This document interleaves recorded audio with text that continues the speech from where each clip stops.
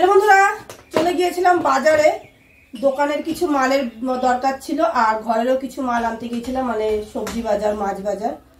তো সকালবেলা উঠেছি প্রায় 6:30টার সময়। 6টায় ঘুম ভেঙেছি, কিন্তু 6:30টায় উঠেছি। ঠান্ডা লেগেছে তো প্রচুর, অত সকালে উঠলে ঠান্ডা লেগে যাবে। তো সংসারের সব কাজকর্ম সেরে তারপরে দোকান আছে জানো তো, দোকানের দিকে সামলে তারপরে আবার চলে গিয়েছি বাজারে। মেন বাজারে গিয়েছিলাম ডিমের জন্য।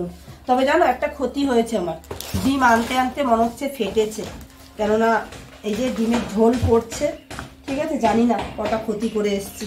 ডিমের প্রচণ্ড দাম, ব্যাগটা পুরো ডিমে এখানে ভিজে গেছে জানো তো। এই যে এত দামের ডিম, জানি না কটা ফাটিয়েছে, এটা খোলার পরেই বোঝা যাবে, বুঝলে।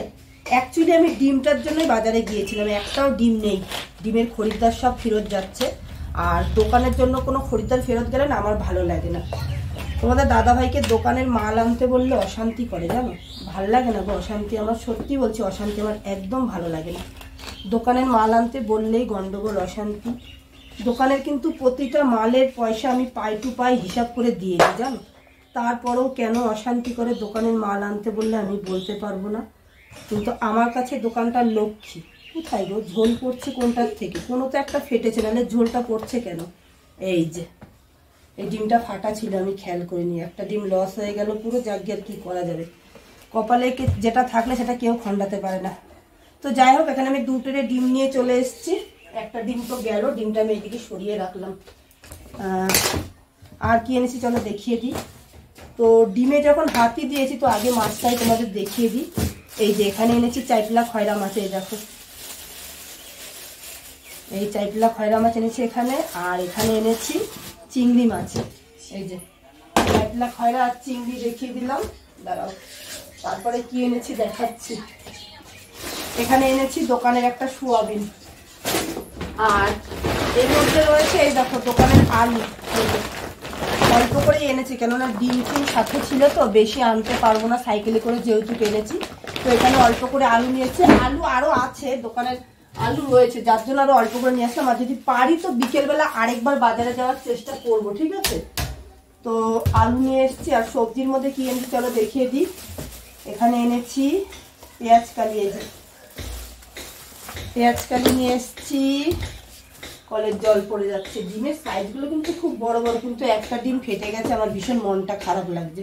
পুরো 7 টাকা লস, মানে এত কষ্ট করে আমি ডিমটা আনলাম, পুরো লস। তোমাদের দাদাভাই যদি এগুলো এনে দেয় তাহলে আমার কিন্তু এইভাবে লস হয় না, কিন্তু এনে দিতে চায় না। কি করবে, এত অশান্তি করে। দোকানের কোনো মাল আনতে বললে কি বলবো তোমাদের, মনে হচ্ছে দোকানের মালপত্র বিক্রি করে মনে হচ্ছে আমি একাই খাই। তো যাই হোক, কি করব, অশান্তি যাতে না হয় সেই কাজ করাই ভালো। আর এখানে নিয়ে এসছি এই যে পালং শাক, ঠিক আছে। এই যে তো শীতের দিনে পালং শাক, পেঁয়াজ কলি, এগুলোই তো সবজি। আর এখানে কি এনেছি চলো দেখাচ্ছি। এখানে এনেছি কাঁচা লঙ্কা। কাঁচা লঙ্কা তো আনবোই জানো না, যেহেতু আমি এত কাঁচা লঙ্কা খাই, এটা খুললাম না। আর এখানে এনেছি ধনে পাতা, এই যে 10 টাকার ধনে পাতা এখানে জানো। আর এনেছি পান, যেটা আমার দোকানে বিক্রি হয়। আর কি এনেছি চলো তোমাদের দেখাচ্ছি।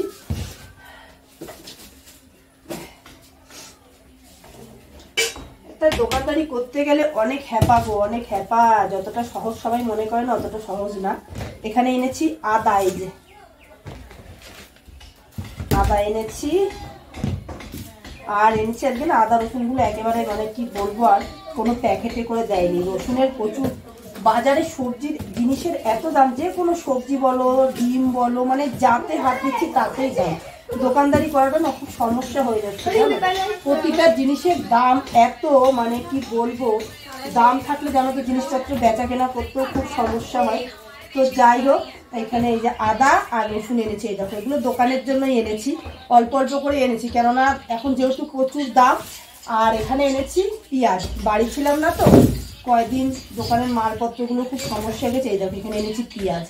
তো বাজার দেখলে দোকানের বাজারও করে আনলাম আর ঘরের বাজারও করে আনলাম। এবার হচ্ছে আমার রান্না করতে যাওয়ার পালা, বুঝতেই তো পারছো। সারাদিন মানে একটার উপর একটা কাজ আমার জন্য রেডি থাকে। এখন মাছ কুটবো, সবজি কুটবো, তারপরে রান্নার দিকে যাব।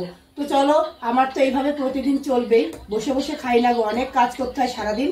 তো তোমাদের কেমন লাগলো ভিডিওটা জানিও, কমেন্ট করো, পাশে থেকো। আর আবার আসবো নতুন একটা ভিডিও নিয়ে। আজ কিন্তু এ পর্যন্ত ছিল, টাটা, বাই বাই।